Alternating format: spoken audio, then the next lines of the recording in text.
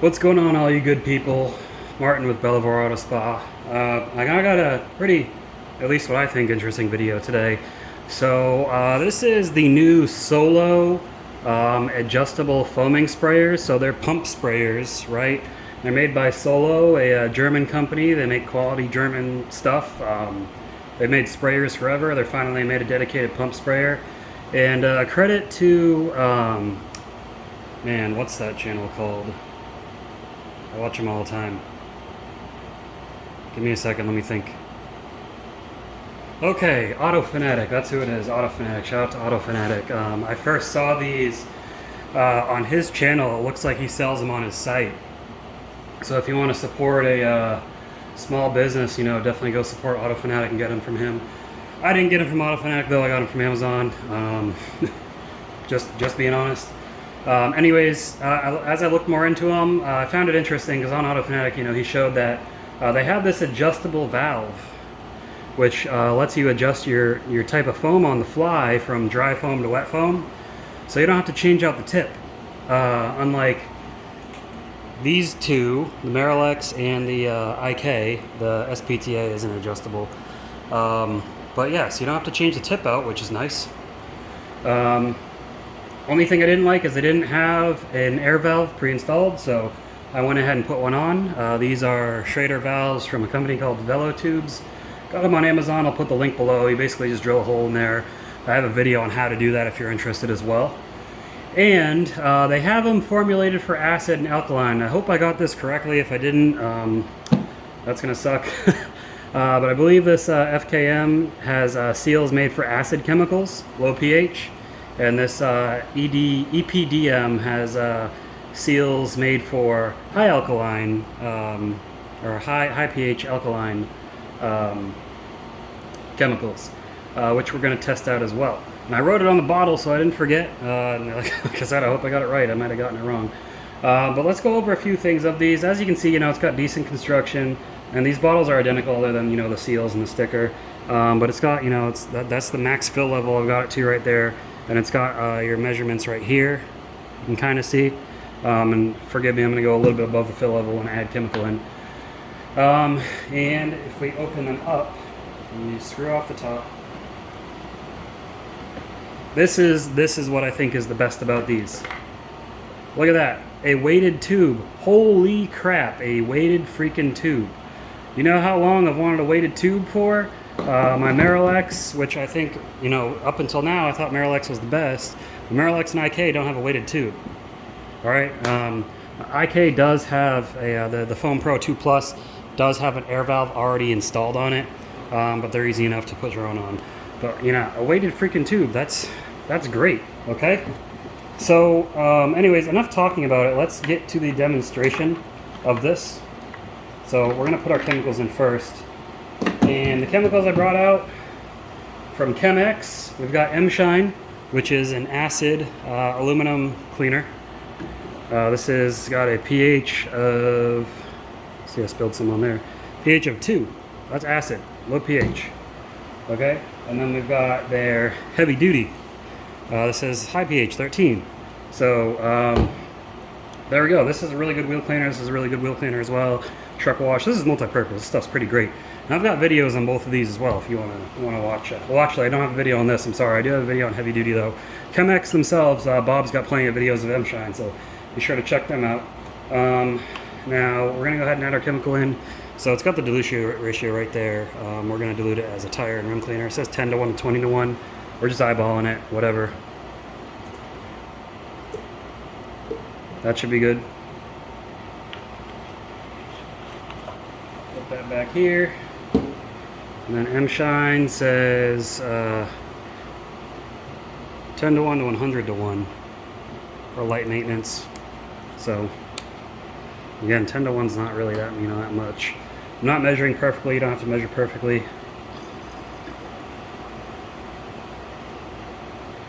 All right, there we go. I don't want to spill this on my hands because I'm not wearing gloves like a dummy. Don't follow my example. Okay, so we will screw the lids back on. And I did test these out. These hold up to about 50 psi, which is pretty good.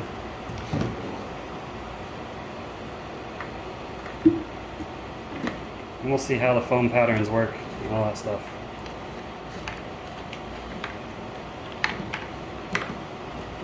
Okay, now you can sit here and do this and pump the crap out of it. Which is nice to have a backup, but what I am going to do, because I like to make work easier for myself, is I'm going to use a compressor. You can use any air compressor you want. I'm going to use my Ryobi portable air compressor. Works with Ryobi batteries. And guys, I'm pretty sure every power tool company makes something like this. I'll link the Ryobi below though if you're interested.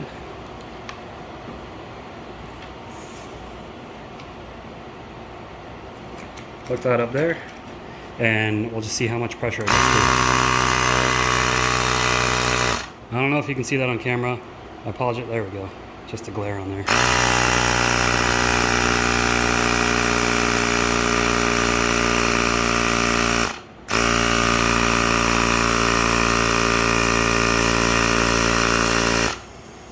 That looks like it's threshold.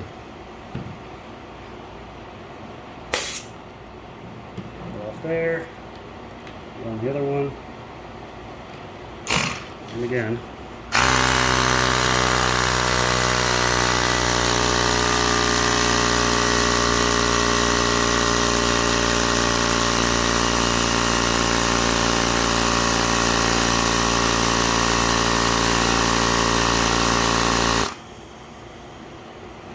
As you can see, that's much faster than pumping by hand. And I've got a leak on here. There we go. Make sure you screw these in tightly. I kind of just did it on the fly, so apologize. And yeah, you can put some extra sealant on there, really seal it up, some caulking or something. But there we go, guys. They are all inflated. You know, you do have where you pull this down. I'm not going to do it right now, but you pull this down and you can push it forward to lock it in. That's nice. IK doesn't have that, Miralex does, and then this is your air release. Make sure you release pressure on these when you go to store them. Let me get over to my test wheel and we will see how the foam is from both of these. And I know these are good foaming products, so don't worry about that. Heavy duty is not the most intense foam, but it still foams. M-Shine seems to foam very well, so let's go check those out. Okay, so we're going to go with M-Shine first, the acid chemical. Now I've got this adjusted all the way to dry, but look how this works. It looks like when you twist it, it adds more space in there. I guess that is how it controls the foam. Anyways, let's see how the dry foam is.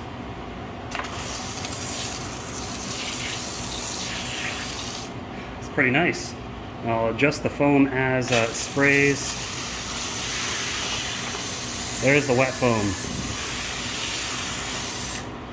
So my choice is going to be dry foam. And I'm out of pressure already.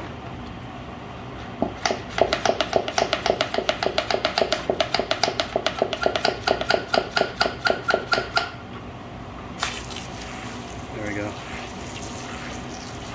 So yeah, these seem to run out of pressure pretty quick, and I don't know if that's just because I was running it over to the dry foam side, or the wet foam, excuse me. I think using wet foam might use more air than dry, but I could be wrong. Maybe using dry uses more than wet. But this is the Chemex heavy duty. Let's see how this looks. Dry foam. You know what? I think I lost air pressure on this one. Let me reinflate it 1 second. All right, and yeah, I should probably make sure that this is tightened down with a tool, not by hand, before I go ahead and modify things. But anyways, let's see how it looks on the wet foam.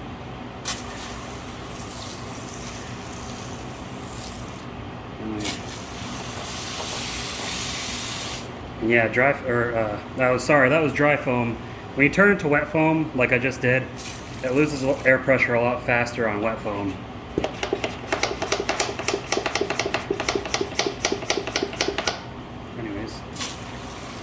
You see that dry foam looks really nice. So yeah, this is gonna do it for me, guys. This is a really nice foamer. And again, don't forget to release pressure before you store them. Wrong button. Okay, and this is just how, that's how you would do it if you wanted to not hold it down. But these are really easy to press by hand anyways, so. Anyways, there you go. Next, I'm going to rinse this off so I don't have crap all over it.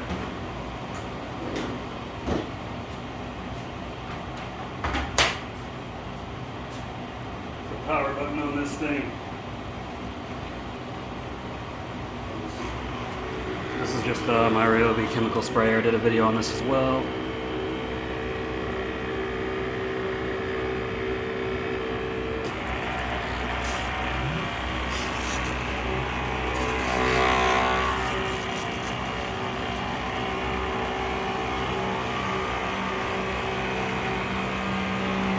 I'm in my garage, so I don't have my hose right now. Anyways, I'm gonna do that off camera. That's gonna take forever.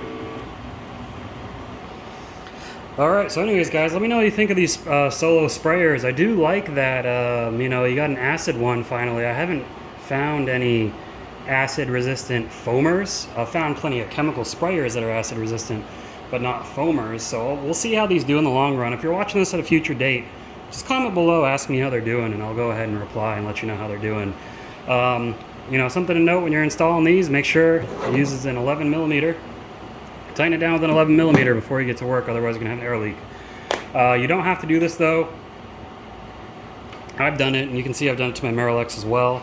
IKs, again, the IKs come with them. The IK Foam Pro 12. It's a big one up here, which holds a lot more, obviously. Where's that valve on there? Geez, there it is. IK Foam Pro 12, the valve's right here. Foam Pro 2 Plus. And then, if you want something simple, the SPTA has a pump built into it, so you don't have to pump it at all. It's got a compressor built into it already. It's not my favorite spray pattern, but it definitely gets the job done, and I do like it because it's a 2-in-1, but that's not a video about that. I've done videos on all these guys. You can check my channel out if you want to see more videos of these. I've done a video on installing these as well. You can check my channel on that. I've done a video on Chemex heavy duty. You can check my channel for a video on that. But yeah, that's it for these solo sprayers. I think they were, like, at the time of this recording, about $30 each. But I'll link this below. I'll link all these other foamers below as well. I'll link the valves below. The nice little Ryobi compressor. I'll also link a more portable compressor that's USB rechargeable. That's all I got for you guys. So if you enjoyed the video, please give it a thumbs up. Let me know your thoughts below. And I will see you in the next video. Have a good one. Keep them clean.